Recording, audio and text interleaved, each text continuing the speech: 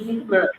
Né? Fora esse problema, ainda tem alguns que às vezes acontece, em temperaturas mais baixas, acontece essa solidificação, né, por conta dos parafins do biodiesel, das moléculas menores de biodiesel.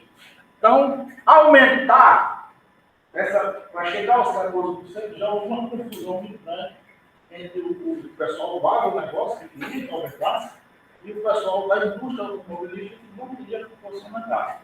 Então, já houve um conflito aí. E já estão vendo a preocupação lá na frente, quando for para 25% e 30%. Qual é a solução para isso? Né? E nós, ambientalmente, achamos bom entrar num biocombustível. Mas não pode acontecer esses problemas. Né?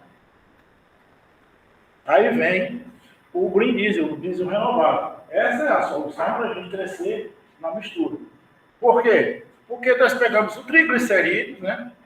Fazemos a hidrogenização dele, formamos ácidos graxos livres e depois continua na hidrogenização para desoxigenar, formando hidrocarbonetos. Aí aqui sim, parece mais com o diesel. Né? É aquele negócio. O pessoal chama nós nordestinos Paraíba, lá no São Paulo, né?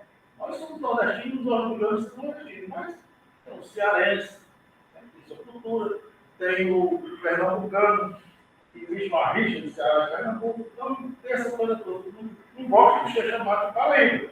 Então, o biodiesel, o green diesel, né? O biodiesel, esse é o mais distante. O green diesel com o diesel já é mais próximo, já é um parentesco.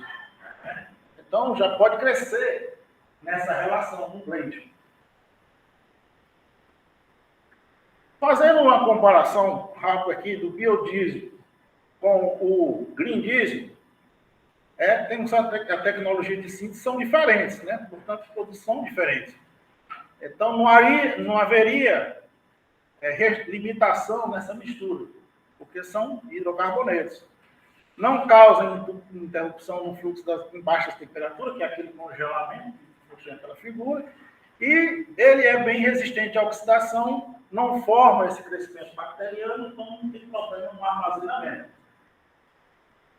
Já o green diesel com o diesel, né, tem teores de compostos sulfurados muito baixos.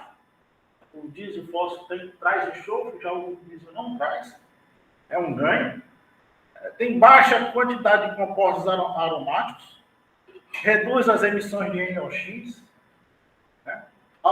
Alto ponto de inflamabilidade e tem um grande destaque, ele tem um maior número de cetano, tem mais poder de detonar.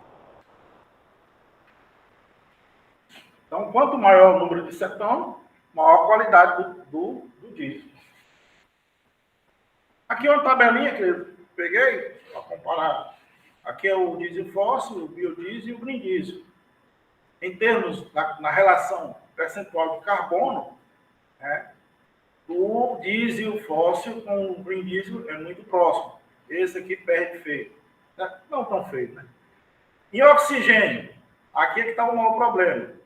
O petróleo é zero e o green diesel é zero, mas o biodiesel é muito oxigenado e aí traz aqueles problemas. E a relação de hidrogênio já são mais próximos, né? Entre esses dois, esse mais distante, esse melhora um pouco. Aqui o número de cetano, que aqui é maior, né? E aí as outras propriedades que vão... É boa na estabilidade, né? Porque é muito pouco. Densidade muito parecida aqui. E aqui uma tela mostrando a síntese, né? Nós temos aqui o triglicerídeo, aquilo que nós falamos. Ele hidrogeniza. A primeira reação que ocorre é a quebra dessas ligações duplas, né? Você faz uma saturação do triglicerídeo. Depois você quebra o triglicerídeo, diferente lá do biodiesel, que forma o glicerol, aqui ele forma o propano. É o propano. E aqui formam esses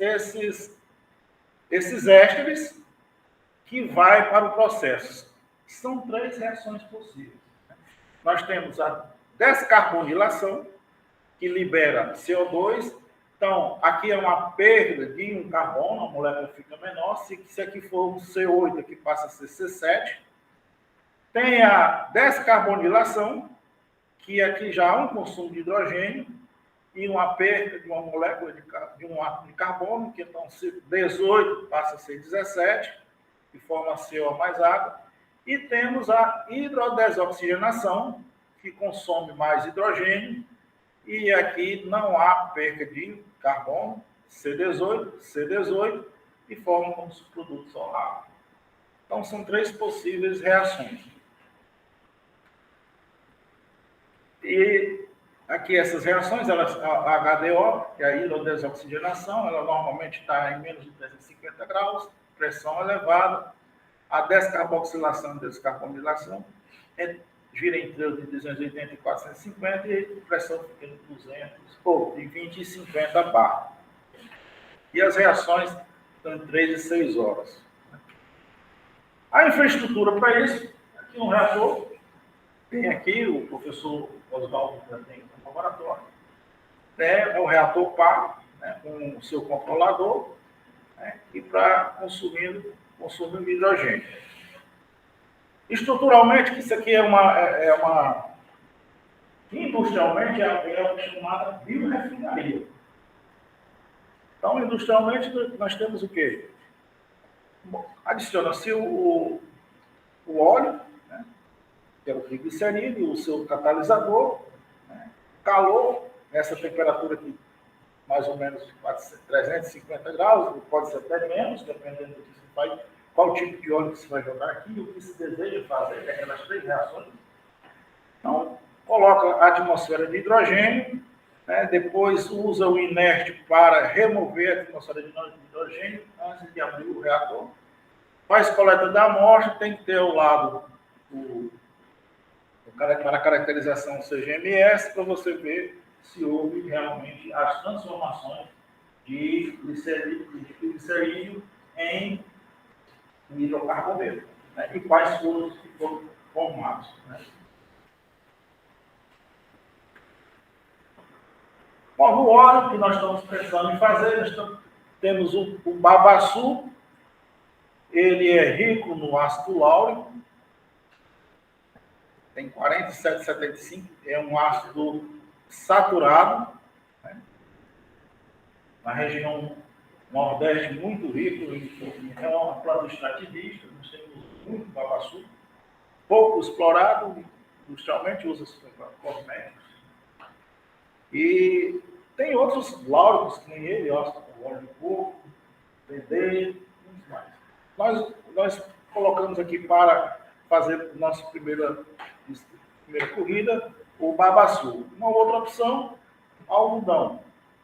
Algodão é a segunda maior oleaginosa, né, produzida no Brasil. E um detalhe, é um subproduto.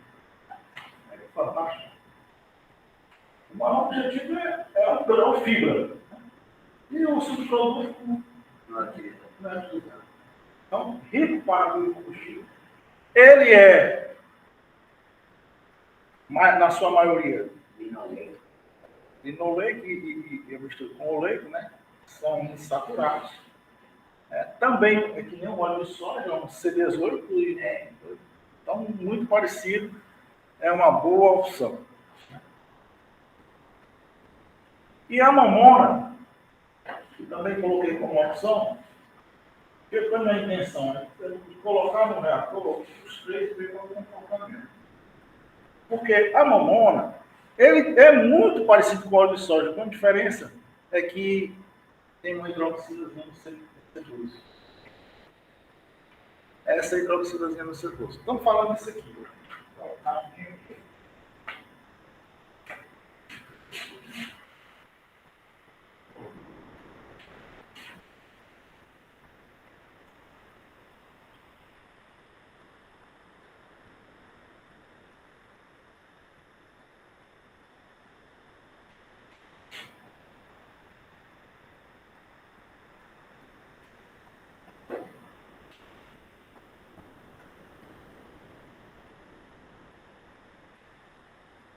Esse aqui é o caso do óleo de soja, né? O ácido oleico. O problema do óleo de soja é que está na cadeia alimentar. E também está na perna que faz parte da commodity do Brasil, a soja. Vocês se lembram que logo depois da pandemia nós tivemos um problema de colocar soja até para nós mesmos. No supermercado eles colocavam nas gôndolas um óleo de soja assim na carreirinha, mas por trás não tinha nada. Era assim, quem pegasse aquela garrafinha. Então, faltou soja.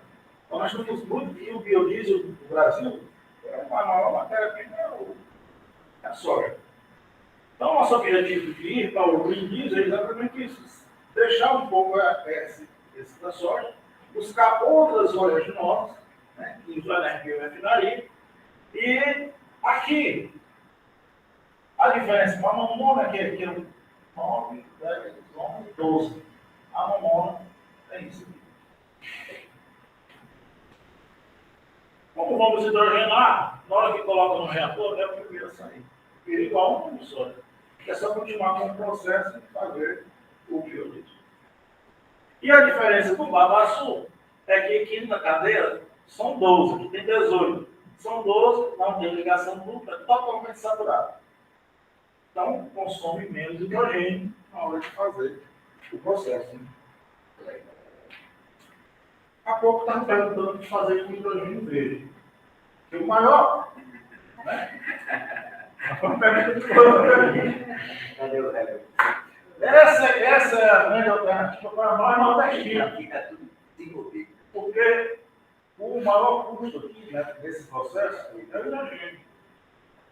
A energia que pode ser usada para o aquecimento é energia renovável. E o hidrogênio vira o processo. Vê como as coisas estão aqui. E também, isso há pouco, falando sobre o catalisador. Né? E por incrível lá da Renata, né? Fala sobre o nível, né? É um catalisador para ela essa pesquisa aqui. Então, essa é a nossa referência bibliográfica. E eu gostaria de novamente agradecer ao convite do equipe de fazer essa iniciar. Temos alguns problemas técnicos, o nosso reator está faltando alguns acessórios, mas já pedi, o senhor utilizou. E isso vai fazer com que realmente a gente possa colocar a mão na massa e fazer. Vamos fazer com os três, a primeira corrida, deixar o óleo pior, tem resposta, daí nós fazemos um planejamento experimental, para aquele que melhor desenvolvimento, resposta, e com esse planejamento a gente vai apresentar dentro do óleo que teve melhor resposta. E obrigado.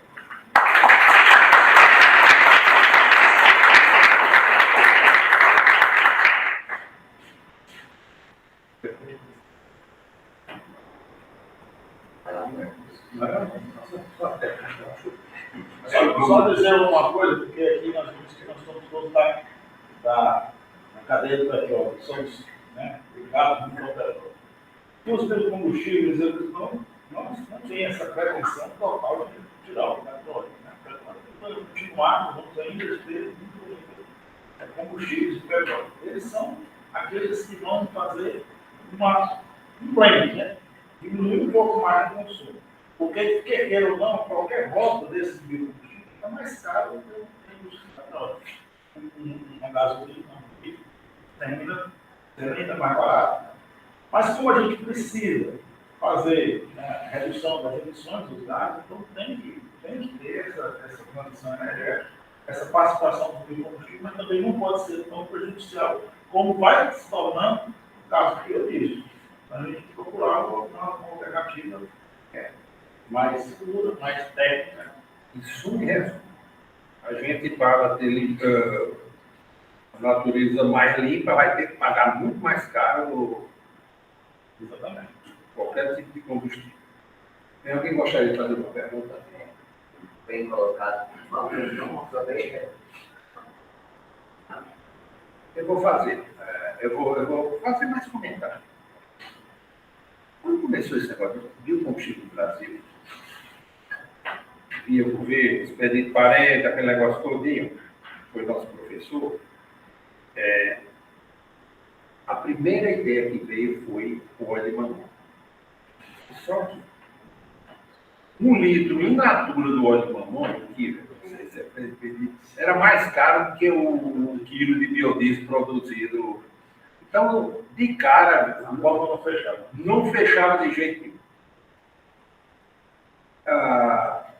Existe uma série de óleos, de oleaginosas, que você pode fazer isso tudo, você está no caminho bom, inclusive pegando óleo de babaçu, que é a joia da coroa, que é o óleo de babaçu. O óleo de babaçu você faz um bocado de...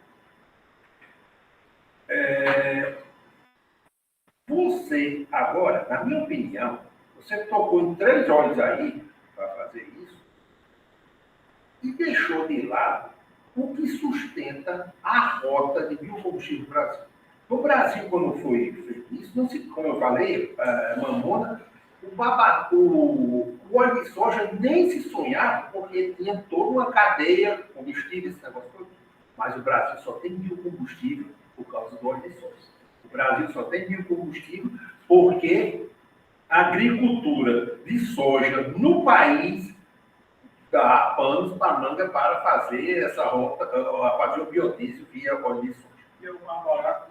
Que é o mais barato e é tudinho. Se quiser de dar certo alguma coisa no Brasil, desse tipo aí, eu achei espetacular. Achei muito bacana mesmo. Né?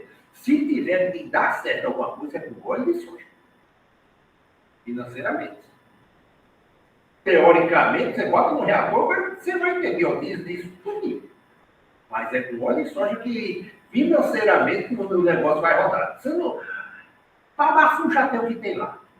Tem muito babaçu, mas é aquela história. Ninguém vai tirar para isso, não. Quando a soja é uma coisa mecanizada, onde você trabalha com volume, o resto você trabalha artesanalmente. O algodão é bom também. O algodão tem outras coisas também, que o algodão você utiliza em ração de gado, aquela torta, tudo em ração de gado. Então, seria bom, na minha opinião, você acrescentar o mais trivial dos triviais. Óleo de soja para fazer esse negócio. E fazer uma comparação com isso. É bem pensado. Então, vê que é aquela questão do alimento. Todo mundo questiona. Você calcula, mas tem uma coisa que seria o residual. O residual, que na verdade o nosso residual é a óleo de soja. Né? Que já passou pela cozinha, está lá com um problema ambiental. Ali é o resíduo certo. Esse é o óleo de soja. Isso aí pode ser feito, você faz direto. Mas o que dá o negócio, esse entra num pequeno percentual do global. Mas a escala grande é óleo de soja in natura. E só funciona no Brasil, só tem isso por causa da agricultura em grande escala. Eu acho que você comentou muito bem que essa parte econômica é muito importante e nós já temos uma produção significativa de óleo de soja, mas ele mostrou também, Afonso, que quimicamente, por exemplo, o próprio óleo de algodão tem linoleico, que é caracterizado praticamente parecido, equivalente com o óleo de soja. Então, se der certo com o linoleico, provavelmente deve dar certo, mas é bom testar com óleo de soja. Isso já deu certo, está certo com tudo. Então, o que vier de oleaginosa vai dar certo, sem problema. mas é interessante. Agora, financeiramente, a única rota que sustenta que fica em pé é o óleo de soja. Não sei o que eu acredito. O seguinte, o nome do combustível ele tem que ser próximo dos consumos. Não adianta a gente montar uma biorefinaria em São Paulo, que com cultura que tem lá, tem uma conta em soja também. E aqui nós temos no Nordeste outras oleaginosas, né? Eu acho que a biorefinaria ela tem que ser distribuída, cada uma próximo das suas culturas. E ela poder processar qualquer coisa que vier. Teoricamente, você está certíssimo. Agora, na escala mesmo, é soja. Porque você sabe uma coisa que tem aqui? Você anda, você vê coco. que é o óleo, dá o mesmo tipo do babaçu, o óleo. O óleo é espetacular. Então você imagina se tivesse uma cooperativa de tirar tudo que é de coco velho, esses coqueiros, tudo e jogasse. Mas isso não é uma coisa de volume. Volume poderia até ser. Agora, de produção, mas o alto custo de uma cooperativa para isso, uma produção de soja que você vê aquelas 12 máquinas levando tudo. Aquilo é que faz a diferença. Mas eu entendo que também, assim, um dos custos da produção do biodiesel, a maior, na verdade, é a purificação. Então, se de repente essa linha aí não diminuir os custos de purificação, já tem uma margem. Não. E assim, a óleo de soja é mais fácil de fazer a purificação do que qualquer outro tipo de óleo, inclusive já foi expressado até resto de animal, né? Sebo bovino, né? Não, isso aí você está coberto de razão. Olha, se você tirar, fazer a reação é a coisa mais difícil do mundo. O problema maior é a purificação, como ele mostrou aqui, no produto com os oxigênios. Aí, aquilo é que realmente é um problema. Na hora que ele faz e tira aquele negócio, aí beleza. Do jeito que você está programando. A única coisa, na minha opinião, tem com soja também, porque soja é que responde com essa produção brasileira toda. Arrasta tudo. Obrigado. Alguém mais alguma pergunta? Só não sei se quiser. A gente tá, eu e o professor Humberto, nós somamos a ele, tá certo? Estamos apoiando, e foi ótimo que ele apresentou. Eu achei a apresentação Foi boa. muito legal, brilhante, muito legal. Parabéns, vocês dois são professores, e eu gostei muito da performance dele, assim. E eu acho que é um assunto que a gente tem que pôr bastante força. Ele não comentou, mas o reator que ele está propondo Era do bachilhete. Não, é o reator do bachilhete. Onde que está a caneta? Tá aí? Tá aqui. Ele levou? Não, a caneta. Gente, é uma coisa interessante, né? O Augusto Vitor também está trabalhando. Nós temos aqui, gente, ó, é um impelidor, não é isso? Impelidor, e ele vai ter uma cavidade aqui, e aqui fica o líquido, né? Não é isso? E aqui você vai ter o hidrogênio. Eu gostei muito da conexão com o trabalho do, como é que chama? Do Herbert, que com a energia eólica vai gerar muito hidrogênio excedente, né?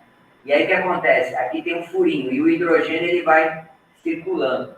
Porque se ele só ficar aqui na superfície, a transferência de massa fica muito pequena. E aí nós estamos comprando também programa, né? Uma cestinha para colocar o catalisador aqui. Então essas são as modificações do Anton Park, né? E aí, logicamente, tem a controle de temperatura, medida de pressão, e a ordem de pressão aqui é intermediária, né? Nessa daqui, né? Mais ou menos. Isso. Agora, elevada, aí já o hidrogênio já fica mais perigoso, né? Então, isso é bem legal. Eu acho que torcer para a gente conseguir, porque ele já está meio adiantado no tempo de doutorado dele, então vamos ajudar para adiantar. Vamos ver. O organismo é tudo. Tá certo. Obrigado, viu, João? Agora, João Pedro, tudo de perfuração base em água, contendo pó de concha de molusco, calcário. Tudo em resumo, não? Abrir o olho. Vocês gostam de puxar umas coisas bonitas, podemos pegar uns calcários lá, vai mexer com as conchas dos bichinhos. Vai vamos lá. Formação, propriedade geológica e parâmetro de filtração. A turma ali atrás, eu estou recém entrado no semestre. Oi, beleza. Vocês estão tendo a oportunidade de conhecer o professor Afonso, que é o fundador do curso de engenharia química. Universador existido com Está gostando? Tá? É legal. Conversador é ótimo, né?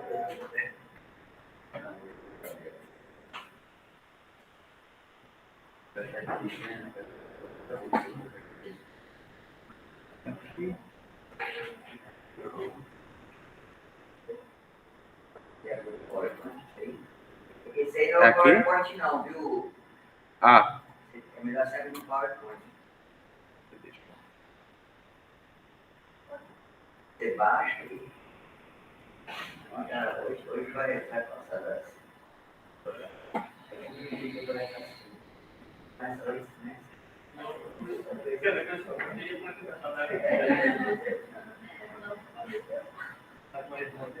É. Ela não viu mais. Eu vim conversar com o Gabriel.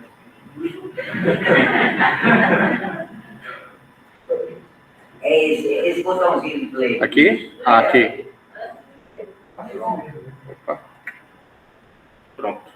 Posso começar, né? Pode, à vontade. Boa tarde a todos, né? Eu me chamo João Pedro Gonçalves, vou apresentar o trabalho intitulado Fluido de Perfuração Base de Água, contendo pó de concha de molusco, que é o PCM, formulação, propriedades geológicas e parâmetros de filtração. O trabalho foi desenvolvido com a orientação da professora Renata Braga e com a orientação da professora Fabíola Corbeiro, no Labitan, né, o Laboratório de Tecnologia Ambiental do Instituto de Química, daqui da UFRN, e o Laboratório de Petróleo do Departamento de Engenharia Química da UFPB. Bom, fazendo uma breve introdução ao tema, né, fluidos de perfuração para postos de petróleo, eles são extremamente importantes no processo da perfuração, né, porque eles são responsáveis por carregar e suspender os cascalhos, né, da formação que são advindos da perfuração, resfriar a broca e a coluna de perfuração, também lubrificar a broca, limpar a interface entre a broca e a seção de perfuração do poço e estabilizar a pressão da formação do poço, que a gente sabe que aumenta com o aumento da profundidade do poço. Então, eles são essenciais para a eficiência e a segurança, né, da perfuração de qualquer tipo de poço de petróleo. E aí a gente tem hoje, na literatura, né, uma gama de tipos de fluidos de petróleo, ou de perfuração de poços de petróleo que são utilizados. E esses fluidos, eles podem ser de base sintética, podem ser base óleo, base água, ou emulsões de água em óleo e óleo em água. E para todos esses tipos de fluidos, né, a gente tem uma quantidade de aditivos químicos que são utilizados nessas formulações, como bentonita, goma xantana, enfim, vários aditivos são utilizados. E um dos aditivos que são mais utilizados nas formulações é a calcita, né, o calcário. E é um dos principais agentes obturantes utilizados, né, que vai diminuir a espessura do reboco. E aí, a justificativa desse trabalho, né, surge da utilização de um rejeito, que é o pó de concha de molusco, que é um resíduo rico em carbonato de cálcio, e surge com essa alternativa de reaproveitamento de um resíduo na formulação de um fluido de perfuração, que é um produto de maior valor agregado, né? Nesse sentido, como eu falei, o objetivo do trabalho é formular o fluido, né, base água, contendo PCM como agente obturante, e avaliar as propriedades reológicas e de filtração do fluido formulado. Bom, para a metodologia, né, a gente utilizou, para a formulação do fluido de perfuração, 400 ml de água destilada, 4 gramas de goma xantana e 40 gramas do PCM. Aqui a gente tem a imagem, né, do agitador durante a preparação do fluido. A figura 2 traz aqui o fluido formulado, né, a imagem, e a etapa, né, que a gente tem após a formulação do fluido é a medição do pH e a medida da massa específica do fluido também. Foi feita aqui, como está mostrado na figura 3, a balança de lama, que é onde a gente faz a medida da massa específica. Bom, para a análise dos parâmetros reológicos, né, a gente utiliza esse reômetro FAM, o viscosímetro, e aí a gente tem as rotações especificadas no equipamento, né, a gente tem, no caso, a gente dá uma tensão no equipamento e a gente lê a deformação. E com esses dados, né, a gente consegue modelar, utilizar algum modelo da literatura, né, dos fluidos, para ver qual é o modelo que melhor se ajusta aos dados experimentais que a gente tem. A partir dessa coleta dos dados do reômetro, do viscosímetro, a gente consegue calcular, com base nessas equações, a viscosidade aparente do fluido, a viscosidade plástica e o limite de escoamento. E o modelo utilizado para esse estudo, né, o modelo reológico, foi o modelo de Herschel-Buckley. Bom, para analisar os parâmetros da filtração, a gente utiliza uma filtração estática na pressão constante. Esse aqui é o filtro que a gente utiliza, né, em uma pressão de 100 psi.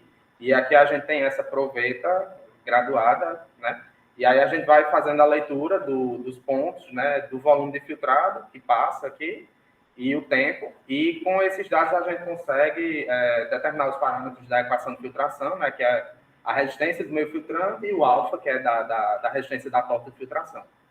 E aqui a gente tem um esquema de como determinar a espessura do reboco que é formado, né? Aqui a gente vai passar o fluido e vai ficar uma camada de sedimentos depositadas no papel de fluido, no papel de filtro que a gente está utilizando aqui. E aí a gente mede a espessura desse reboco.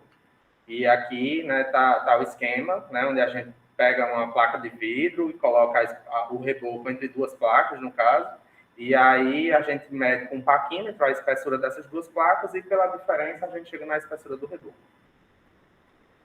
Bom, entrando nos resultados, né, que a tabela 1 traz os primeiros resultados, né, da formulação do fluido. A gente obteve um pH 7,74 e a densidade do fluido 1,066.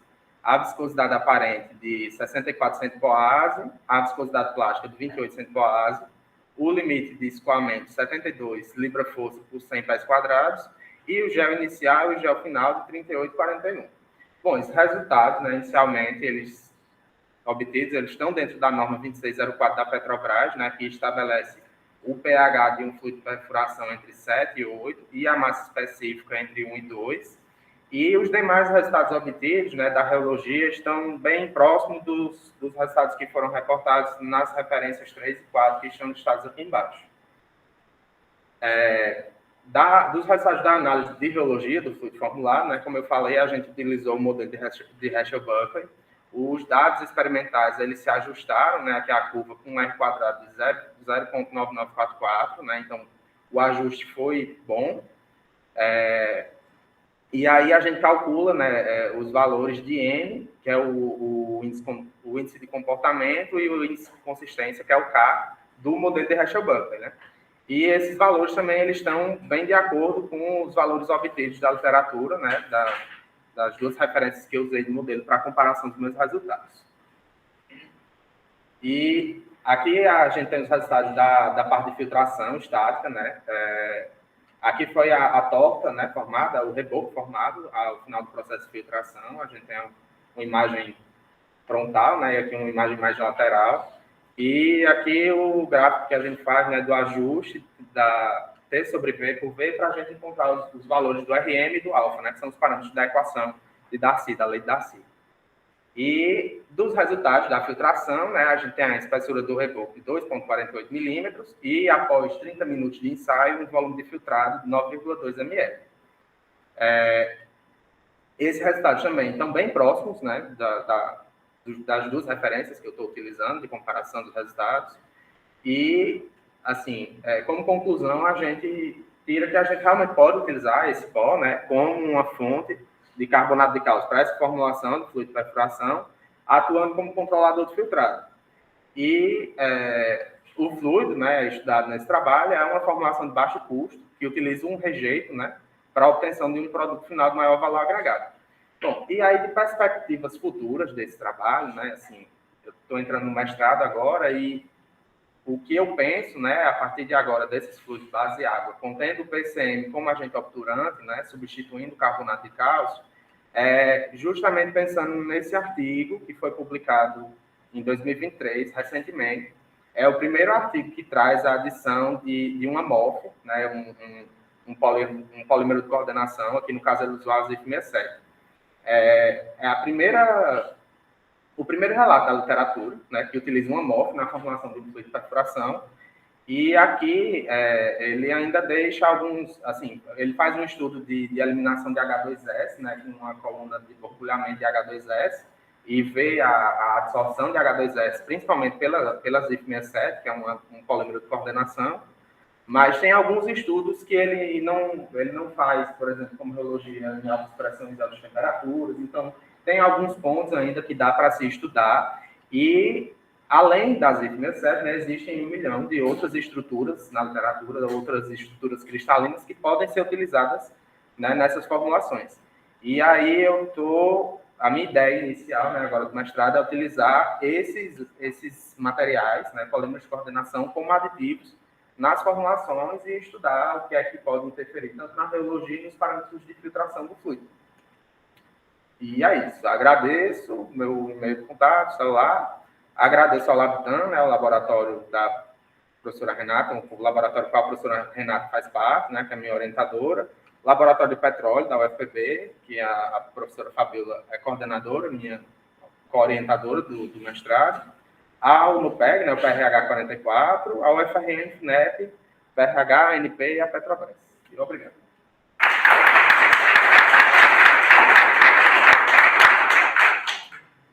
Primeiro, João Pedro, alguma pergunta para o João? João, quando você relatou que foi bem próximo, comparando a formulação que você tinha com os fluidos de perfuração, eu sugeriria que você utilizasse valores numéricos para quantificar esse bem próximo. Tá, fazer Então, uma assim, comparação. É interessante, nós como engenheiros, nós trazermos os valores numéricos que vão demonstrar que aquilo foi realmente próximo, para dar uma ideia de grandeza. Porque eu acho que, inclusive nos outros trabalhos também, era uma coisa que nós temos que estar preocupados na validação, na comparação. Olha, eu estou, como o professor Adilson falou, estou propondo isso, então eu estou chegando nesse resultado. Então, numericamente, é sempre bom a gente se embasar para dar a ideia. Tá. Mas foi muito bem apresentado, e assim como o professor Afonso tinha falado, né? Então você vai trabalhar com esses materiais poliméricos. São materiais cristalinos, polímeros de coordenação, é um sal, basicamente. Eu tenho um centro metálico e o ligante é orgânico. E aí ele forma uma rede cristalina, se expande, e chamam de polímero de coordenação porque ele tem essa característica de expansão em cadeia, mas não é um polímero. É um sal, um centro metálico inorgânico. A ZIF67, no caso, é o cobalto, o centro metálico, e o ligante é a base de imidazol. Então, é tipo um líquido iônico? Não, é um pó. É um pó, é um sólido. É um sólido. E essas conchas de molusco entram onde? Entra como fonte de carbonato de cálcio para diminuir a espessura do reboco, no caso. Imagem capturando. Lá, porque eu sou de João Pessoa. Lá em João Pessoa a gente tem várias comunidades de marisqueiras, como Renascer, que é Cabedu. E eles têm, sim, baldes, enfim. Tem grande quantidade. Tem grande quantidade. Pelo menos para a escala laboratorial tem grande quantidade. Para a escala laboratorial. Sabia que o primeiro barrilha que, quando era feita no Rio de Janeiro, era feita com concha da Lagoa de Araruama. Tinha concha demais, então segurava uma fábrica de barrilha, que era para nada. É antigo mesmo. Fica cabelo branco assim, porque pelo menos encontra as coisas antigas, né? Agora, seria bem mais fácil encontrar já o carbonato. Tá, já fininho, já estou prontinho, porque você não vai perder um tempo não lá, moendo isso. Isso aí, lá do LAPET já está muito desenvolvido. A parte do PCM, lá não vai pegando, né? Já tem muito de bolas, eles pegam em grande quantidade mesmo e... Olha, eu duas, na verdade. Uma, porque você escolheu esse modelo de reologia, e outra, se é normal, assim, no fluido de perfuração, se comportar desse motivo. A maior parte dos fluidos de perfuração ou é Hesselbunker ou plástico de vidro. Mas, assim, eu escolhi o modelo de Hesselbunker porque, visualmente, você vê os dados, você já tem uma predição de qual é o comportamento que ele vai seguir. Mas a minha intenção é de aplicar todos os modelos e comparar os resultados. Só que, assim, eu vou para frente, isso aí. E assim, né, Thiago, identificar as variáveis. Na hora da tua apresentação, eu senti essa dificuldade também. Eu acho que você passou muito rápido, nem consegui ver a equação. Exatamente. A identificar, por causa do tempo, é claro. Mas, assim, procura garantir a qualidade do que você se propõe a apresentar, mas está ótimo, está excelente. Mas isso é um comentário para todos nós aqui. Porque às vezes a gente quer apresentar muita coisa e não explica muito. E aí a gente fica com por exemplo, naquele eixo, o eixo Y, eixo X, eu fiquei sem entender, era até em base de eixo logarítmico, né? Eu fiquei sem entender quais são, uma era a tensão. A tensão e deformação aqui, né? Deformação, esse daí, exatamente. No caso, a gente aplica a tensão, né, no reômetro, e o que a gente lê é a taxa de desarramento. A taxa de Esse é muito poeta, assim, né? Isso. E ali, aqui, no caso, a gente faz o log tal, menos tal zero, que é tal zero é a tensão inicial do fluido, né? E esse ajuste aqui, com o valor ali, ó, do 0,4517, é o N, que é do N do modelo. E aí a gente ajusta e encontra o K. Mas é basicamente isso. Estou com 2 nodos, está excelente. Obrigado pela informação. Então, É isso. Qual é a diferença entre Herschel-Buckley e Paschal? Eu não tenho gráfico, mas o de Herschel-Buckley, ele... Aqui, pronto. Ele faz essa curva, no caso é não linear, exatamente. O plástico de Bigham é um gráfico com tensão inicial aqui. Ele não parte do zero. Eu tenho uma tensão inicial, mas ele é linear. É como se fosse um fluido. Newtoniano. É como um fluido newtoniano, só que ele tem um tal zero. Ele, para escoar, ele precisa de uma tensão inicial. Que não é o caso desse daí. Não. Por isso teve que linearizar para achar o desse. Isso, exatamente. Por isso que tem que linearizar. Exatamente. Passo por ano, né? eu tinha estudado isso, e a gente eu passei colando. Tem um colando, Eu, hein? Tem mais alguma pergunta? Ei, valeu, obrigado. Vamos no próximo, Otávio. Tá ótimo, eu vou terminar mais cedo. A gente está aqui. Tá ótimo. Como no final aqui você tem 15 minutos para falar, você vai falar? Precisa. Oi? Aqui. Oi, você está querendo? Ele veio tirar o seu e-mail. Mandou para o e-mail, então vamos abrir aqui. Onde é que é? Aqui, né? Pode abrir, não tem problema, não deve ter chegado nada. Eu faço.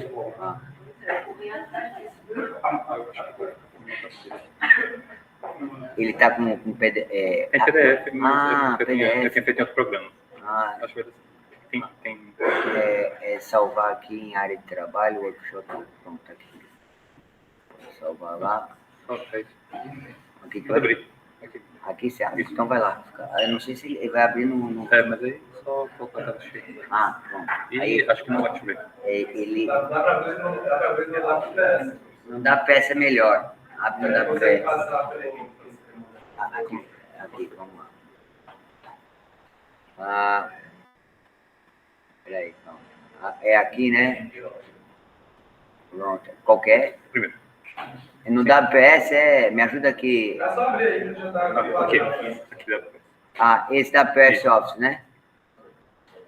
Pronto, e agora? Pronto, agora. Aqui, ó, nessa aqui, ó. Não, desculpa, Aqui não. volta. Nessa flechinha aí, isso. Pronto.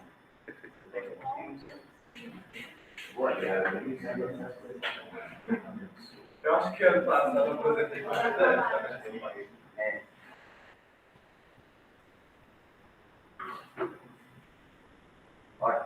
Boa tarde. Eu me chamo Otávio, sou aluno do primeiro semestre do primeiro período, né, de mestrado em Engenharia Química. E hoje a minha apresentação vai ser uma breve revisão sobre a síntese de acetato celulose a partir da biomassa lignocelulósica para a obtenção de membranas para captura de CO2 do gás natural. O meu orientador é o professor Everaldo Silvino, do Laboratório de Engenharia Bioquímica. Primeiramente, só entrando no contexto, né, da pesquisa, que é sobre a emissão de CO2, certo? E o efeito que esse gás causa no agravamento do efeito estufa, né? Então, a grande quantidade que é causada por populações humanas, né, processos industriais, seja pecuária, energia, faz com que a alta quantidade desse gás na atmosfera agrave, né, o efeito estufa e seja uma preocupação para o aumento da temperatura do globo terrestre. Aqui tem um gráfico que mostra a emissão aliás, o histórico, né, desde 1850 até 2019, é o último dado que eu consegui encontrar, sobre a emissão resultante de atividades humanas de gases de efeito estufa, né? A gente vê aqui que há um crescimento bem maior, né, bem mais significativo a partir da Revolução Industrial, né, de 1900 em diante. E aqui, a gente está aqui, né, CO2 de combustíveis fósseis e industriais, com a emissão de mais de 30 gigatoneladas, né, de dióxido de carbono por ano. É isso. Perfeito. E algumas alternativas já são estudadas para mitigar, para poder capturar esse dióxido de carbono e poder fazer a injeção dele no solo, né? Por exemplo, a Petrobras inclusive já faz isso com o CO2 que é produzido durante os seus processos, né, de produção. Eu trouxe 3 exemplos aqui, que são os de microalgas, né, o cultivo para biofixação de CO2, as eólicas, que é trabalhar com o solo químico aqui, e as membranas, que são selecionadas pelo pessoal alta taxa de permeação e alta seletividade, né. Tem a questão da porosidade, né. Aqui. As membranas elas podem ser líquidas, orgânicas, inorgânicas, podem ser líquidas também, certo? E aqui está um resumo do projeto, né? Como um todo. São vários professores que participam, o professor Osvaldo, a professora Eliana, o professor Several, a professora Natália, certo? Em resumo, ele pode ser descrito nas seguintes etapas, né? A primeira produção de acetato de celulose, a partir da utilização da biomassa lignocellulose, né, como fibra de coco, sabugo de milho, bagaço de cana-de-açúcar, caroço de manga, enfim. Após isso, a síntese e a caracterização das membranas, certo? E aqui também pode entrar a imobilização da membrana por enzimas, né? E o teste com os solventes eutéricos. Depois, o preparo de módulos contactores de membranas de gás líquido. Em seguida, a avaliação de pancada e a avaliação da capacidade dessa absorção de CO2, certo? Hoje a gente vai focar no primeiro passo, né, na produção de acetato de celulose. O acetato de celulose nada mais é que a estrutura da celulose com grupos acetil, né? Acetil, certo? Devido à capacidade de formar filmes transparentes, pela neutralidade e o baixo custo, ele pode ser sintetizado a partir da biomassa lignocelulósica e usado no processo de separação por membranas. Bom, esse aqui é o processo resumido, né, da obtenção de acetato de celulose. O pré-tratamento da minha biomassa, após isso, a síntese do acetato de celulose e a caracterização, né, do meu acetato de celulose, e aí sim a aplicação para obtenção das membranas. Aqui nós temos a estrutura do material lignocelulósico, né? Aqui tem a palha do milho, né? Mas vamos dizer que basicamente para todos os materiais lignocelulósicos segue essa lógica, né? E eu tenho a minha célula vegetal composta por celulose, hemicelulose e lignina. A hemicelulose e a celulose são as fontes de açúcar, né? E a lignina funciona como uma parede que enrijece o material e que forma uma parede impedindo esse acesso, seja por um ataque enzimático, para fermentação, para obtenção de chóis, e nesse caso para a obtenção da acetato de celulose, né? Por causa da sua estrutura rígida, né? Aqui, não sei se vocês conseguem ver, tem uma tabela com o percentual de celulose, hemicelulose e lignina dessas biomassas. Essas porcentagens podem variar dependendo da fonte, né, da biomassa e do tipo de cultivo, dos aspectos, né, das variáveis onde eles foram cultivados. Nós vemos aqui, eu citei a casca de coco, né, a fibra de coco. Aqui nós temos uma porcentagem de lignina de 41% a 45%, algumas literaturas falam de 30% a 40%, né. Aqui a espiga de milho, 15%, já um pouco menor. O bagaço de cana de 23% a 32%. Certo? Então, nosso objetivo é retirar essa lignina e ainda mais retirar a hemicelulose para obter apenas a celulose e assim sintetizar o acetato. Então, para isso, nós fazemos o pré-tratamento da biomassa, né? Então, eu trouxe aqui 3 trabalhos, né? O primeiro trabalho de Pinheiro e outro, né? Feito em 2019, usou o pré-tratamento de peróxido alcalino, certo? No trabalho ele não indica as reduções, ele faz a síntese, né? A gente vai falar mais à frente, mas ele não destaca quanto reduzido de hemicelulose e lignina. O trabalho feito por Barcelos, 2015, usou o pré-tratamento organosolve com o ácido nítrico como catalisador, e após isso ainda um pré-tratamento alcalino, né? Da mesma forma, de forma semelhante, Ribeiro, trabalho de 2014, usou também o mesmo pré-tratamento. No primeiro aqui nós vemos que o autor obteve uma redução de lignina de 88,3% e de hemicelulose de 37%. Já aqui, com a palha de milho, né, foi obtido uma redução de 96% de lignina e 93% de hemicelulose, aparentemente. Aliás, né, é um caso, ele deixou para a palha de milho. Então, para a palha de milho, esse tratamento se mostrou mais eficaz. Já que ainda tem muita hemicelulose, então não seria tão interessante. Certo? Só para eu esqueci de falar, aqui foi usada a bainha de palmeira, né, casca do porco e palha de milho. Então, para iniciar, né, como é um projeto novo, a gente escolheu o método de pré-tratamento peróxido alcalino devido à facilidade de aplicação, certo? Para a gente poder ter uma noção, né, as primeiras impressões, né? E a gente, no caso, utilizou a casca do porco, né, dele, a fibra, mas nesse trabalho ele usou a bainha de palmeira. A metodologia consiste na adição de hidróxido de sódio 5% a 50 graus em 5 gramas de bainha foliar e 43 ml de peróxido de hidrogênio. 5% volume. Essa mistura ficou 90 minutos em agitação, certo? Foi feita a filtração e repetiu os itens 1 e 2 até que a última vez foi filtrado novamente a vácuo e seco. O material foi seco, certo? Então, teoricamente, nós teríamos aí o nosso material mais puro possível, então quase que somente a celulose, né? Esse mesmo trabalho utilizou a síntese de Burger para poder fazer o acetato de celulose. Então, ele pegou 2 gramas da bainha pré-tratada, né? Adicionou 20 ml de ácido acético, mais 9,2 ml de anidro acético, meio ml de ácido sulfúrico, deixou em agitação por 6 horas, filtrou e fez a banho com água destilada. Então, em um dia a gente consegue fazer e ter uma noção, né?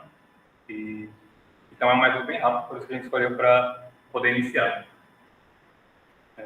É importante lembrar que ele fez para a bainha da palmeira, a gente começou com a fibra do porco, então são biomassas diferentes. A do porco tem 40% de lignina, então possa ser que ele não seja tão eficiente como foi para esse trabalho. Aqui, após o passo a etapa de síntese da celulose, nós temos a caracterização, né, desse material. O trabalho feito com a bainha da palmeira fez a caracterização a partir de espectroscopia de FTIR, né, e o grau de substituição. O trabalho feito por Barcelos com a casca do porco usou o mesmo método para caracterizar, e o feito por Ribeiro com a palha de milho usou a massa molar, o método de massa molar viscosimétrica e análises térmicas DSC e TGA. Nesse trabalho, né, ele não fez essa análise, né, de grau de substituição, então eu não tenho como trazer para vocês isso. Mas, no trabalho com bainha de palmeira, ele obteve um grau de substituição, no caso, de acetilação, né, na minha celulose maior que 3, então isso indica uma produção de um triacetato de celulose. E, nesse trabalho com a casca do porco, foi obtido aproximadamente um grau de substituição de 2,78, que também indica uma formação, possivelmente, de um triacetato. É possível, eu não falei no início, mas é possível você produzir tanto o diacetato quanto o triacetato, né? Eu trouxe aqui a metodologia para caracterização do acetato de celulose, do grau de substituição, aliás, certo? Inclusive, a gente já testou, semana passada, esse teste. 0,1 grama de produto obtido, foi adicionado a 10 ml de NaOH 0,25, 10 ml de etanol e foi posto em repouso por 24 horas. Em seguida, mais 20 ml de HCl 0,25, certo? Ficou em repouso por mais 30 minutos e aí foi titulado com 0,25 molar, né? Previamente padronizado com NDTA.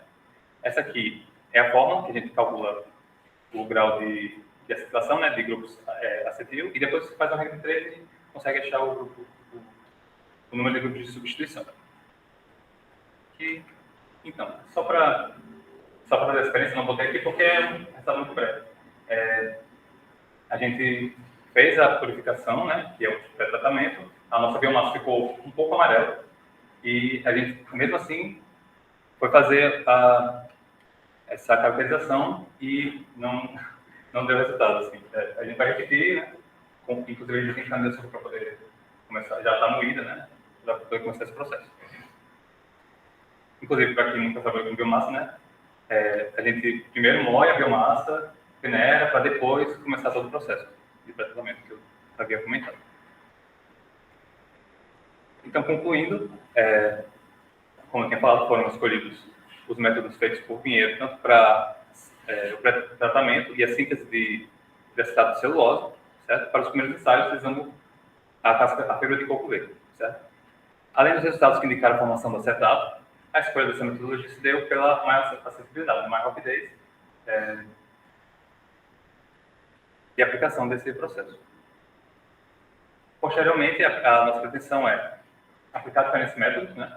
Tanto de pré-tratamento como de síntese, e para compará-los, e também não só usar a fibra de coco, como o paraficano, como eu já falei, e o sapo de milho são os três principais. Uma coisa, que são as referências, e foi isso.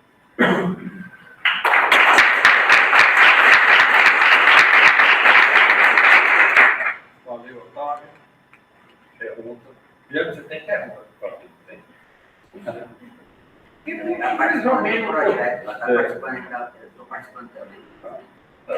Você está me Lá na dando projeto. isso, vezes mais, a composição lá, a quantidade de lignina do milho. Aqui no caso é só uma mas apresentação, aqui, né? Faz a frente, o visual. Aí, Aqui. 96,8% A redução. lignina. A redução. Ah, você fez isso. Foi a redução que obteve no trabalho, né? Tanto aqui quanto aqui. Por esse autor. E no caso foi a palha de milho, né?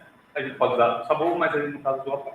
O pré-tratamento visa a remoção, nesse caso, da lignina Da lignina e da hemicelulose. e da hemicelulose. Se fosse para produzir o combustível, a hemicelulose serviria.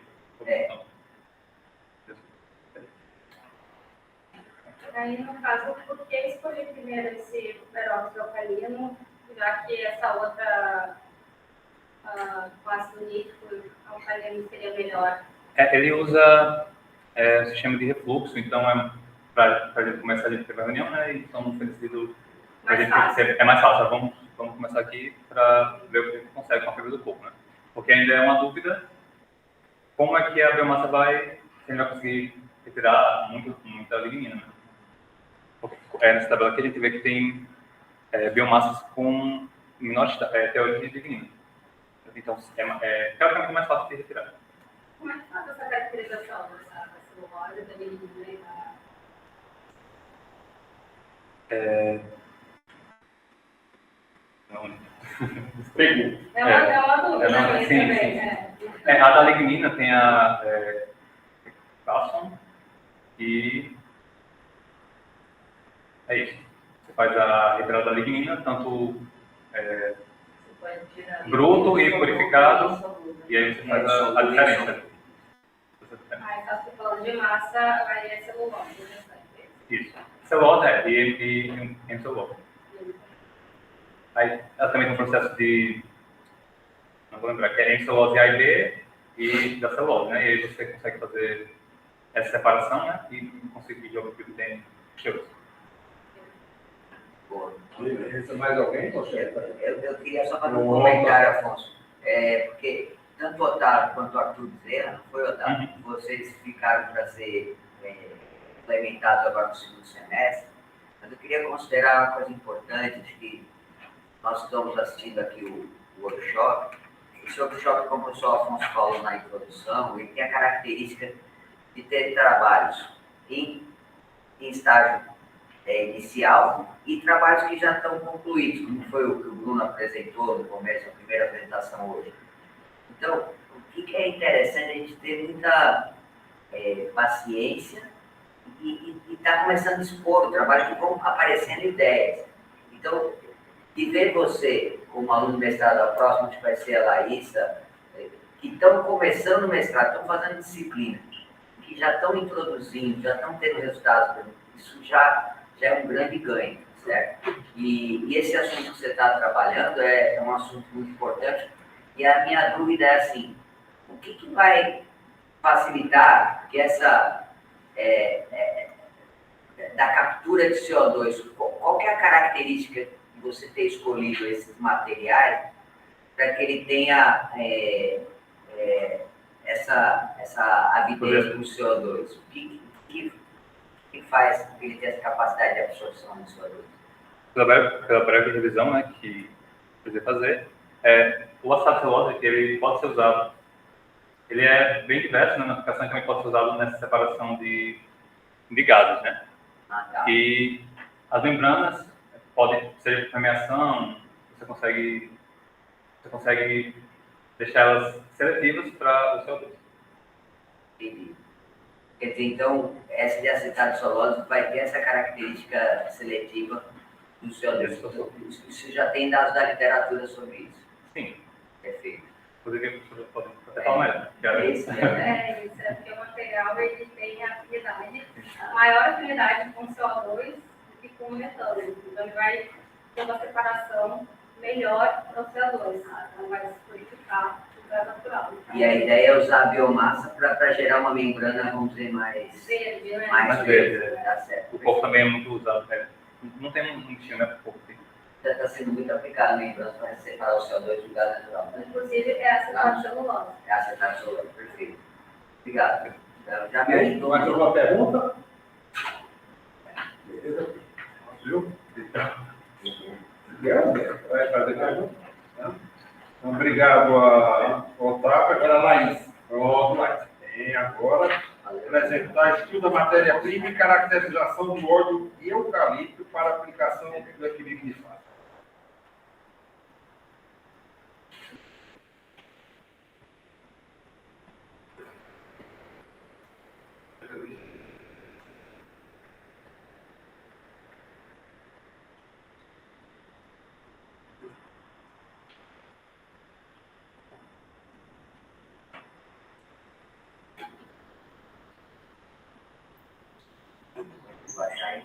Consegui, professor, mas não tem a opção. PDF esse? Não tem a opção. Não. Aí baixa ele. Baixa ele ali em cima. Já baixei. Aqui, ó. Já baixou? Então pronto. Agora abre com o botão direito. Abrir com esse WPS Office. Esse aí mesmo. Tá. Agora calma. Agora você bota aqui na flechinha, nessa flechinha aqui. Isso. Aí tem só fazer uma coisinha que eu acho que ele abre tudo direitinho. Abriu. Pronto, beleza. Boa tarde a todos. Eu me chamo Laísa e eu vou explicar um pouco do início da minha pesquisa, que se chama Estudo da Matéria-Prima e Caracterização do Óleo de Eucalipto para Aplicação do Equilíbrio de Fases. Sou orientada pelo professor Oswaldo e pelo professor Anderson. Então, né, a justificativa do meu trabalho, ele se encaixa no contexto atual, em que o uso da biomassa como fonte energética vem se tornando um grande destaque. Isso porque rotas verdes estão sendo implementadas a fim de diminuir os riscos ambientais pelo uso excessivo do petróleo. Então, uma dessas rotas verdes, se a gente vê a pirólise, né, que ela produz uma fração líquida rica de compostos com alto valor comercial, que são eles, os compostos fenólicos, aldeídos, cetonas e alguns ácidos. Então, nesse contexto, né, nessa gama de biomassa, encontra-se o eucalipto, que apresenta quantidades consideráveis de celulose e um poder calorífico elevado. Além das favoráveis condições ambientais, ele destaca-se também pelo crescimento rápido. Então, foi escolhido primordialmente o bióleo pirolítico do eucalipto para começar a fazer estudos e aplicar no equilíbrio de fases.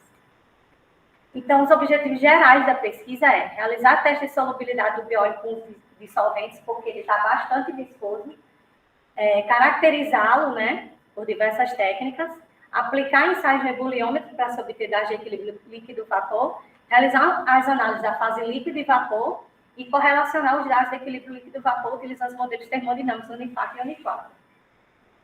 Então, primeiro, começando pelo teste de solubilidade com solventes, a gente decidiu trabalhar com 2, né, que é o etanol, que apresenta algumas vantagens, sendo renovável de baixo custo, e o diclorometano, que tem a grande capacidade de dissolver um grande número de compostos orgânicos. Então, foram analisados os 2. E também, partindo de uma base de cálculo, eu escolhi deixar a massa de óleo fixa com 2 gramas e mudar só o percentual de solvente de 10% a 90% para ver qual foi a porcentagem que me dá a melhor solubilidade total. E aí, também serão feitas caracterizações, foi feita a densimetria, né, para verificar a densidade do óleo. Ele tem que estar entre 0,700 e 0,950. Será feita a termogravimetria, que eu vi em alguns dados da literatura, que a perda inicial de umidade tem que ser em torno de 45 a 107, e a degradação da hemicelulose, celulose e lignina, de 240 a 360. Vai ser feita também a cromatografia, né, com o intuito de identificar os compostos, sendo eles preferencialmente os fenólicos, cetonas e ácidos. Destilação PEV também, sendo que agora por suas temperaturas de ebulição, também esperado encontrar compostos fenólicos, cetonas e ácidos. O FTIR para descobrir a presença de grupos funcionais, e esses são os grupos primordialmente assim que eu quero encontrar, na verdade, no biólogos. Então, foi feito o teste de solubilidade, né? Esse 1 aqui é com etanol e esse 2 com diclorometano. Dá para se perceber que com etanol foi totalmente solúvel e com diclorometano as paredes aqui com óleo não foram dissolvidas, mesmo colocando num cópter. Então, aí, o etanol foi o melhor. Então, com etanol foi mais miscível e o teste de solubilidade deu na fração de 70% de etanol para 30% de óleo. Para análise de densidade foram feitas triplicadas, né? Que nos deram 0,903, 0,8, então mudando assim só a quarta casa que não é expressiva. Então, estão conformes, né, com os dados da literatura, que tem que variar de 0,700 a 0,950. E as conclusões, né, que com as análises alcançadas, promove-se um impacto benevolente a fim de contribuir com o progresso e aperfeiçoamento de métodos convencionais e impulsionar os avanços na pesquisa científica, favorecendo largamente a indústria, principalmente os biorefinarias. Eu estou esperando ainda algumas caracterizações que foram mandadas e não chegou o resultado ainda, mas eu estou nessa fase das caracterizações para ir para o ebulion. E os agradecimentos, ou referências bibliográficas e os agradecimentos.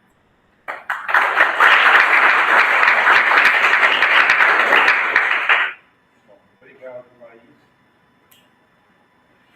Fique à vontade para fazer essa pergunta. Eu tenho uma dúvida dos testes que você falou que fez. Tem a porcentagem lá do solvente 10 Isso. 30, aí no caso em 30% de quê? Do solvente. Mas Utilizando a massa de óleo fixa, a gente muda só. Aí no caso a porcentagem de massa com a massa do óleo. Isso. Laís, aproveitar essa tabela aí, a gente não pôde conversar, né? Está na correria. Então, você já está lendo as densidades dessas misturas. Do 70%. Que 70% você conseguiu ler já. Isso, que foi aquelas triplicadas. E deu aquele resultado. Tá. Com 10%, fica quase não dissolve. Não dissolve, né? Então, por exemplo, essa relação talvez não seja muito prática, porque você não consegue um sistema homogêneo, né? Uma mistura homogênea, vamos dizer, né? Eu só consegui literalmente toda a solubilização a partir de 70%. Então, isso é um resultado importante. E aí você, lembra que a gente conversou, você desculpa porque acabou, Uhum. mas foi muito boa a sua apresentação, você está conseguindo avançar, está ótimo, a apresentação foi muito clara também.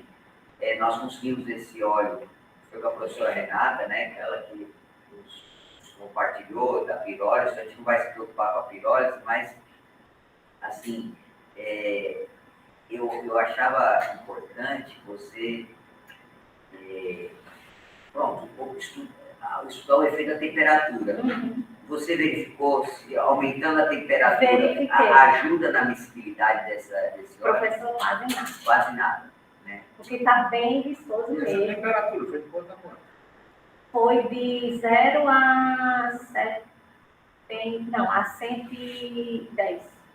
Já tinha evaporado o sol, um bocadinho. Mas você foi- deixou ele fechadinho, deixou o sistema Fechado.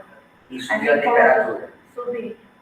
Com ela, com o recipiente fechadinho lá, com tubo de ensaio, você usou? Que pouco, mas Eu sei, mas assim, ele não melhora a dissolução. Não, quase nada. Mas com qual proporção que você usou de dissolvente? A partir de 60. A partir de 60. Não melhorou. Não. Pronto. vamos lá, pessoal. Isso aí. É etanol, né? Etanol. Etanol e diclorometano. Está ali parecendo com metanol. Não, Vai ter um Czinho ali. Não. Então ele tem esse. Ele representa o carbono. Não, eu sei que. Agora o diclorometano. É difícil, né? Entender. Não.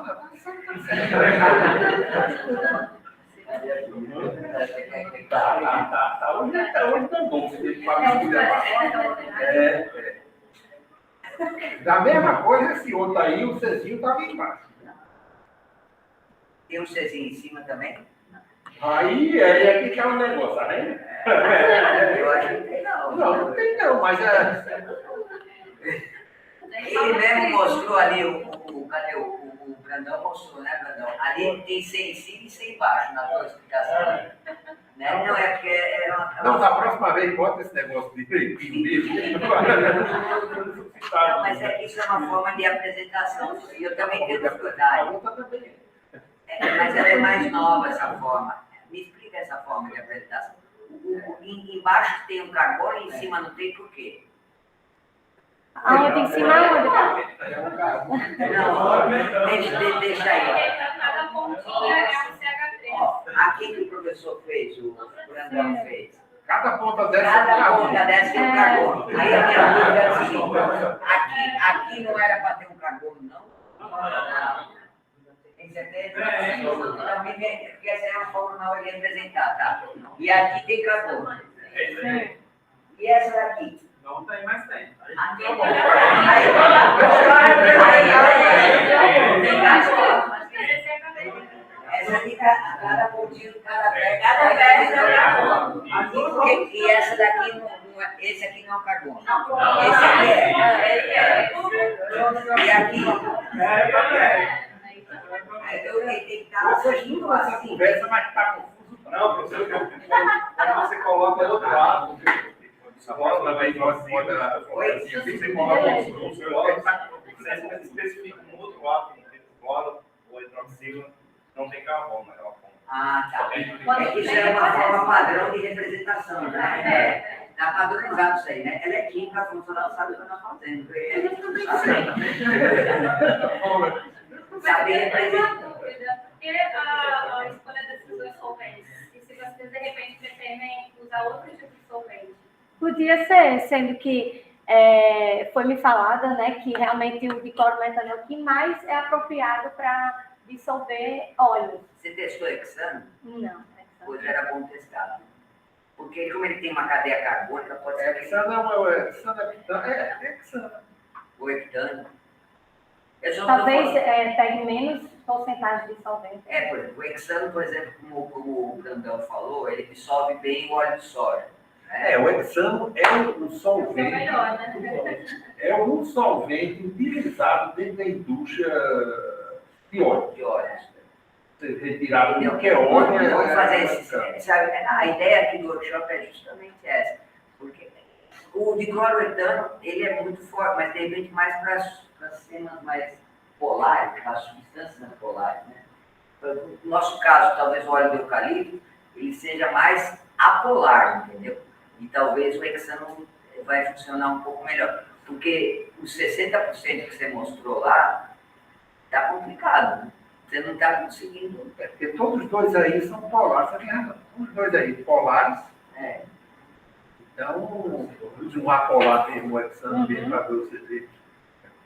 É uma tentativa. Beleza? Mais alguma pergunta?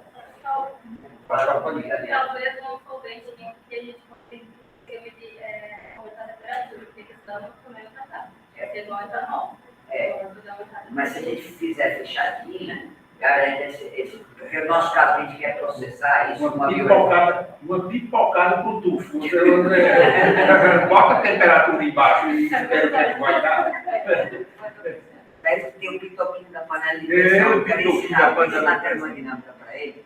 Você bota o pitoquinho para cozinhar o feijão mais rápido, né? Porque a temperatura fica mais alta, mas é controlada. Né? Não sobe tanto assim, não. Se aquele pitoquinho, você botar uma tempero verde, tudinho, subir e entupir o pitoquinho ali, aí você vê o que é bom para nós. Oi, Joia. Está. Bora lá, meu! Valeu, obrigado. Agora é Arte Pereira, grafeno derivado de biomassa para obtenção de supercapacidade. Negócio aí. Mandou primeiro. Acho que ela também mandou, né? Mandei, mas aí eu já tinha. Valeu, viu, Laís? Você tá ótimo, tá bom, viu? Aqui onde que é?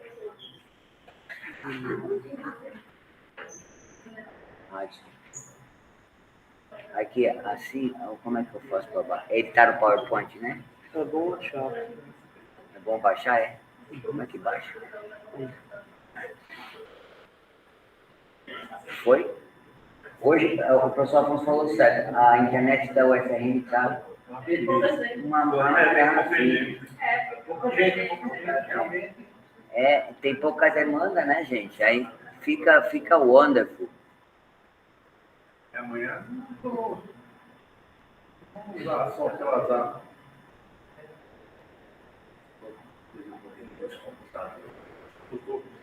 Eu vi uma pirateada do Office aí de primeiro. Eu vou arrumar isso aí, que eu não tive tempo. Você tem razão. Onde que tá aqui? É esse aqui? O terceiro. Esse? Isso. Pronto, aí agora com você.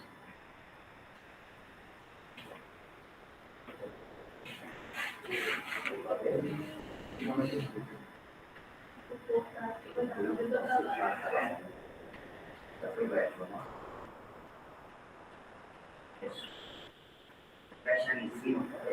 A gente tem o bichinho lá embaixo, é esse aí, sabe? Pronto. Vai lá, isso. Então, boa tarde a todos. Me chamo Adson Pereira. Apresentar hoje o trabalho do workshop, né?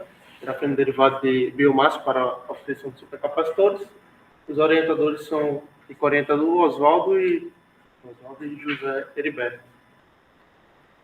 Então, a princípio, o trabalho apresenta uma visão abrangente sobre o papel do grafeno derivado de biomassa na revolução da armazenagem e utilização de energia, ou seja, o foco seria em energias renováveis, sobretudo com foco particular em supercapacitores, né? Então, além dessas aplicações em supercapacitores e suas aplicações em setores diversos, que pode ser a indústria de petróleo, gás, refino e energias renováveis. Então, inicialmente, destaque sobre o potencial transformador do grafeno, derivado de biomassa, seja como uma fonte promissora e sustentável desse material avançado. Então, como sabemos, a produção convencional do grafeno implica em processos químicos complexos e às vezes caros. Então, justamente o trabalho visa, com esse grafeno através da biomassa, uma alternativa mais sustentável e eficaz. Então, o objetivo também do trabalho está linkado à Agenda 2030 da ONU, né? Mais especificamente o Objetivo de Desenvolvimento Sustentável, o 7, que diz respeito à energia limpa e acessível, que busca garantir o acesso às fontes de energias fiáveis, sustentáveis e modernas para todos. Então, a biomassa escolhida para essa síntese do grafeno justamente é a Calotropis procera, né? Comumente conhecida como erva daninha, que produz seda vegetal, e é abrangente aí no sertão. Então, ela tem um grande potencial e é subutilizada atualmente. Então, o objetivo final do trabalho aí já seria a busca por supercapacitores flexíveis, né? Como mostrado aqui um exemplo é a patente da Samsung. Claro que atualmente já temos aí alguns dispositivos flexíveis, mas o objetivo final do trabalho seria justamente obter supercapacitores através de um síntese verde, né? Mais sustentável. Então, e futuramente também, como representado aqui de exemplo na imagem, né, esses supercapacitores impressos de forma supercapacitores eletrônicos, né, impressos de forma que sejam vestíveis, vamos dizer assim. Então, a metodologia do trabalho, a parte ainda está como estou iniciando agora, né, apenas no segundo semestre do mestrado. Então, ele está na parte inicial, que realizou a síntese, né, a partir do pré-tratamento dessas fibras, da Calotropis. Então, foi feito um pré-tratamento onde foi limpo essas fibras e, posteriormente, ela foi tratada com ferroceno, que vai atuar como catalisador para ser feita uma pirólise. E a partir dessa pirólise, aí, em torno de 300 graus Celsius, a gente macera e obtém um grafeno. Então, a pesquisa atualmente está na fase de caracterização, né? A gente enviou várias amostras que foram feitas sínteses em vários pontos de controle. Então, estamos fazendo as caracterizações estruturais, né? Que é basicamente o Raman, o MEV, o TRX, o FTIR. Então, a pesquisa está nessa parte atualmente. Então, futuramente, após as caracterizações obterem êxito, né, vai partir para a produção desses supercapacitores, que basicamente vai envolver aí a montagem, né, desses supercapacitores e, posteriormente, testes para avaliar o desempenho, como capacitância, ciclagem, resistência interna, entre outros testes. Então, como ainda está na parte da metodologia, né, da obtenção dos resultados da síntese, então temos que, ao finalizar aqui a aplicação desta metodologia, né, esperamos obter supercapacitores de forma que sejam eficientes e sustentáveis, basicamente utilizando o grafeno, que é derivado da biomassa da Calotropis. Então, baseado como não temos os resultados ainda, fiz algumas revisões na literatura, né? Ele destaca a síntese verde, né, como uma abordagem inovadora e também ela não apenas impulsiona um avanço tecnológico, mas também responde a algumas demandas de soluções mais sustentáveis, né? Então, como dito ali, os resultados dessas pesquisas não contribuirão apenas com o conhecimento científico, mas também oferecerão soluções práticas para desafios contemporâneos na área de energias renováveis. Então, como conclusão, temos que o grafeno derivado de biomassa para os supercapacitores representa realmente uma narrativa disruptiva, né? Que rompe os padrões que temos atualmente, sobretudo de sustentabilidade e inovação tecnológica, e também mostra que podemos aproveitar, né, esses resíduos orgânicos para produzir materiais avançados. Então, busca não só aprimorar o desempenho desses dispositivos, mas também reduzir aquela carga de de carbono que é produzido nesse tipo de materiais tecnológicos. Então, esse enfoque integral visa não só redefinir os padrões, né, de eficiência na armazenagem de energia, mas também contribuir para a transição para a economia mais circular e sustentável. Então, deixar aqui uma figura mais ou menos para representar seria e resumir o trabalho. Então, basicamente é isso. Eu gostaria de agradecer, né, as instituições de apoio, também aos laboratórios que ofereceram toda a estrutura, especialmente a FRN e a NUPEG, né, que está à disposição. Então é isso. Obrigado. Beleza.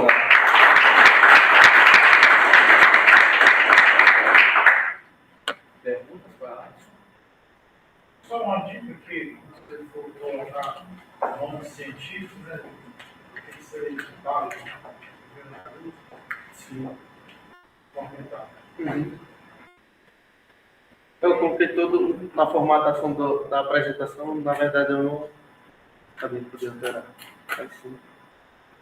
Alisson, tem duas coisinhas assim, eu sei que você está em fase preliminar, mas uma delas é com respeito aos seus dados, né? Você está aguardando aquelas análises de caracterização, é isso?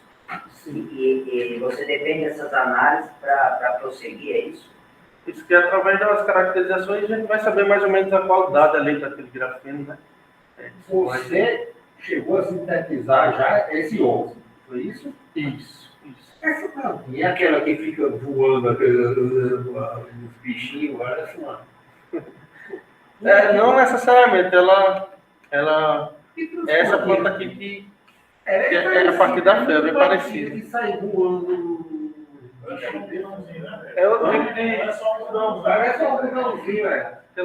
Agora você já partiu dela e já fez aquela síntese de óxido de grafeno, só está faltando essas caracterizações para saber se realmente é óxido de grafeno. Porque para mim, inclusive aqui é um videozinho do laboratório aqui fazendo. Você chegando àquele óxido, tá bom, né? Porque daí o que você pretende mais? Porque eu estou vendo aí você mostrando já os bichinhos tudinho, bonitinho, tudo aquilo ali, o negócio o buraco é mais embaixo. Isso é mais complexo, né? Muito mais complexo. Isso aqui eu acho que vai ficar só um sonho por aqui, mas não sei nada. Eu tenho minhas dúvidas aqui.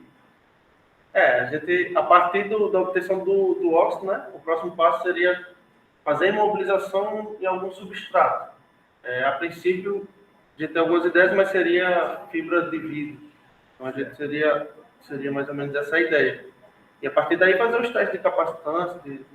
Exatamente. Era a minha segunda pergunta, só para concluir, quando se apresenta agora aqui, é interessante focar na revisão biográfica e no estabelecimento da metodologia que você propõe fazer, tá certo? Então, eu acho que talvez você podia focar um pouquinho mais no que você quer fazer, já que você não tem resultados próprios, por conta desse outro motivo, você podia estar especificando melhor a metodologia em cima da revisão bibliográfica. Então, eu achava bom você aproveitar esse tempo agora para estabelecer isso. Olha, em cima do que eu já vi na literatura, eu vou seguir esse caminho, que esse caminho também eu tenho aqui infraestrutura disponível para poder estar fazendo, porque também tem esse problema. Por exemplo, foi falado aqui do TG e do DSC, né? O DSC está funcionando aqui no laboratório, mas o TG não está. O DOC também. Então, às vezes a gente fica contando com disponibilidade de equipamento, mas de repente o equipamento também não está funcionando. Isso. Vou depender bastante de outros Então, colaboradores. assim, aproveita, porque agora nós vamos ter o relatório, né? Um dos motivos do workshop é você entregar o relatório. E aí você pode considerar que a revisão bibliográfica, em conjunto com a decisão da metodologia que você vai estar aplicando, vai servir. Agora, a última pergunta, como é que você vai validar o grafeno como supercapacitor? Então, depois que ele já tiver validado, né, a caracterização, e ele foi imobilizado, vai ter que ter os resultados de teste de resistência aprovado. Né? Você vai mostrar precisar, aí, no caso, da ajuda do pessoal da eletrônica, alguma coisa desse jeito. Né? Eu já fiz um trabalho similar antes na graduação, A princípio, alguns testes não apresentaram resultado positivo e outros sim, mas então eu travei algumas etapas e acredito que agora mais experiência, né, e, e mais estudos eu consigo chegar em resultados positivos. Vamos torcer que o assunto é muito interessante, muito de ponta vista. Eu estava no... Isso me chamou muita atenção. Aquela vez que a gente ficou assim, o professor, isso me chamou muita atenção mesmo, porque o assunto é mais cedo. E eu não achava que a gente estava em condições aqui de chegar a alguma coisa desse jeito, não, honestamente. Se der certo, ótimo mesmo, tá? Mais um. Professor Sol, tem muito Meu comentário, eu quero agradecer a presença de todos aqui que estão presentes, especialmente, tá certo? Eu acho que a nossa presença aqui é fundamental e eu acho que está até registrando, vou até aparecer aqui na filmagem. Porque assim, eu gostaria de pedir para aqueles que de repente tiveram que sair, nós estamos aí no período de greve, essas coisas, né? E assim, eu achava importante, amanhã nós vamos ter mecânica, né? Quinta-feira nós vamos ter a parte de graduação, principalmente, a parte de pós-graduação, que a gente pudesse estar aqui presente, porque é nessa paciência de estar ouvindo, de estar participando, que a gente vai aprender. Isso não é só para os alunos, é para nós como professores, também a gente aprende muito, a gente recapitula muita coisa, participa. Né? Então eu queria pedir encarecidamente para todos os outros que de repente tem essa opção de, como é que chama? De assistir remotamente, mas não é a mesma coisa. Não é, definitivamente não é. Nós hoje recapitulei tanta coisa aqui. Não foi? Então, assim, é pedir especialmente o pessoal que está participando, que a gente tem que estar trabalhando nos feedbacks, que o pessoal Afonso está com os artigos aí, os resumos disponíveis para estar retornando. E a gente tem que estar pensando, para aqueles que já estão como bolsistas, no dia 30 de junho, que não está tão longe, para estar enviando os relatórios, já considerando todas essas sugestões, todo esse processo. Né? E de repente não teve resultado, mas pode considerar a definição da metodologia, a revisão bibliográfica como resultado, e não esquecer dos resultados preliminares, como por exemplo no caso do Adson, né? Se já tiver umas caracterizações, colocar. Tudo a fazer essas caracterizações aonde? O professor vai enviar externamente. Ele já enviou algumas. Fora do Brasil? Não, externamente eu digo fora da UFMN. Que aqui como está parado, na questão dos técnicos, teria como fazer. Se tiver um canto que possa fazer dele, que é na universidade, Materiais tem essa parte de FTIR. mas se não tiver na universidade, pode ser que tenha alguma coisa na CTGás. No CTGás, tem sim. E tem também em Pernambuco essa parte aí de materiais. Tem também em Santa Maria, o Edson está chegando amanhã, por exemplo. Aí também tem. Agora, os laboratórios eram supostos agora, não pararam não, viu? Em teoria, porque tem esse negócio de insalubridade, eles não estão parando não. Tá Não perde o pedido da insalubridade. Ninguém está querendo parar para não ficar assim. Muito bem. E Afonso, então, obrigado, viu? Amanhã nós estamos juntos aí, viu? Gostei. Bebi, eu faço ali. Pessoal, valeu. Muito obrigado, viu? Muito bom mesmo. E até amanhã. Amanhã não participa do workshop, mas quinta-feira eu vou assistir. Venha. Isso. Mas você fecha aí que eu vou me então. Vai, Afonso, vai lá, deixa eu só fechar. Vai sim, deixa eu só ver aqui. Tem alguma ajuda aí? Precisa, quer ver? Deixa eu só parar aqui. Ó. Agora, eu vou.